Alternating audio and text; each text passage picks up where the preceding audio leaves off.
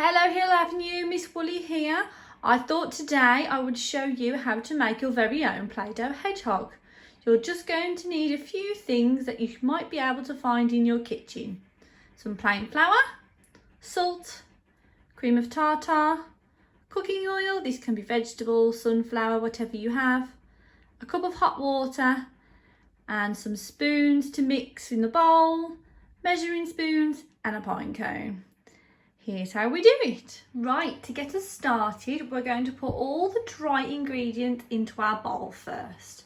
So that means we need 1 cup of flour, half a cup of salt, and it's 2 teaspoons of cream of tartar. But if you have these sachets, it's just one of those sachets. It's nice and easy for you. In they go.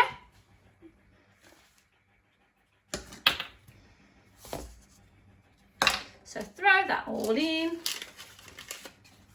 and then you need to give it a good mix.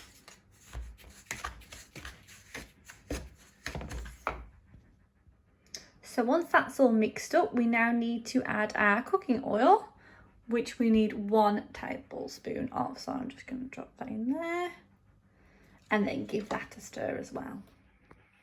So as you can see, with the oil in there now, it's starting to get ever so slightly sticky, but it's nowhere near Play-Doh yet.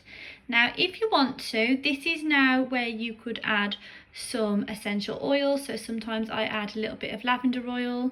You could also add food colouring. You only need a few drops of that. And if you are going to add it, wear gloves when you come to mix it in a bit, because it will stain your fingers. But today I'm not going to add any of that because we just want a simple beige Play-Doh for our hedgehog. So the next part is to start adding your hot water. Now the best way to do this is just to add a little dribble at a time. Oh, that's possibly even too much. And keep stirring it until it gets to a consistency where you can start to knead it. So as you can see now, I've added a few dribbles of water and it's all starting to clump together, so I'm just going to give that a good knead. Now if you find it's too sticky, just add a little bit more flour, and if it's too dry and it's crumbling apart, just add a tiny bit more water. But just try and do your water just tiny bits at a time.